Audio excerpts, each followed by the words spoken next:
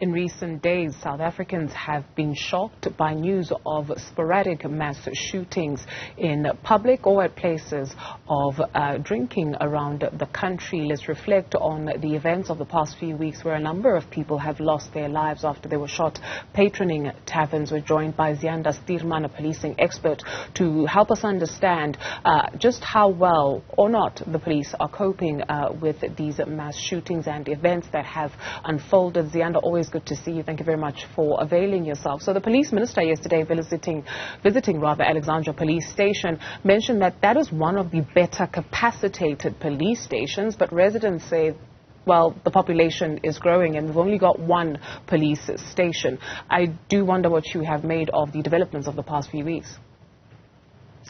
Good morning, and thank you for having me. I think that what we're really seeing is the expression of particularly what the community is saying, that the population in a lot of areas is growing, and yes, one police station may be capacitated, but that doesn't mean that it's capacitated enough to serve a larger and sort of broader community. I think what is also at the root of all of this, and in particular, we should be noting that, yes, these shootings are taking place at taverns, or quite a few of them have been, but more than that, they're taking place, they're taking place and targeting small businesses. And I think that's really the key to understanding this recent trend and this recent wave. I think what we have are a group of organized criminals who are very specifically and in a way targeting small businesses in order to extort them for protection fees or for security fees. We've seen this with construction mafias in KwaZulu-Natal, in the Pretoria area, and I think that we're largely starting to see that now seep into a wider sort of range of businesses, and that's really only been made worse by the COVID-19 pandemic and the curfews and lockdowns, which meant that many of those gangs that would have sold drugs or guns are now moving into the space of extortion. You bring up a very interesting point. I'll go back to yesterday where the police minister said outrightly that these are not coordinated attacks, they're rather acts of criminality. Precisely. So while there may not be coordination across the border, across these different gangs, there are targets really of where they're going to extort business owners and where they're saying to them, if you don't pay us a fee, whether that's a monthly fee or a once-off fee, we'll keep coming back and we'll keep attacking your place of business. Because they know that once that happens, people won't go back to those establishments knowing that they won't be safe. What then does this tell us about our police? I mean, we've spoken a number of times where you've outlined a lack of capacity. I mean, some residents yesterday in Alexandra saying, well, the police are failing to even protect themselves. I think that what we're really seeing here is a lack of coordination on the police side, right? So again, this has come over multiple months. Where this is not the first incident of small businesses being targeted. Some of those small businesses were spaza shops. I think that in the way that we're seeing the brazenness of these criminals, this is definitely not the first time that they've done this, and for many, I don't think it will be the last time. What we need to start seeing is the police recognizing these patterns and understanding that if they're proactive, for example, and they place patrol vehicles or even more sort of undercover or conspicuous police officers in these small businesses that are being targeted, I think that then we'll start to see the arrest of people who are behind these particular types of crimes. When we take a look at the relationship between the everyday South African and the police, what is your perception there, where we're seeing that perhaps people aren't that afraid of not only law enforcement officials, but the law itself? I think there's a documentary online where it talks about the South African Special Services or Special Forces, I think it was back in the 1990s, and the kind of rigorous training that people had to go through. It was touted as the best in the world, or one of the best in the world. So we've had that before. How to go back to that? I think that, that's a really good question, and it speaks to the capacity within the police itself to both train themselves, but also to stay at a high level of functionality. I've been on this program a couple of times, and I've spoken about how there's been a real decline in the functionality of the police itself. And we see it manifesting in different ways, from cases of police brutality to cases where, police officers are violent and they're never held accountable. I think that there is a general feeling amongst South Africans that police operate with impunity. They themselves don't follow the law. And I think what that does is that it erodes the fabric of what the police are meant to do in terms of law enforcement, but also how citizens perceive them. We know that from Afrobarometer surveys, more than 75% of South Africans now say that they trust the police only a little or not at all. So all of those factors really play into both a public perception, but I think even an internal perception within the police that the institution itself is eroding and is losing function.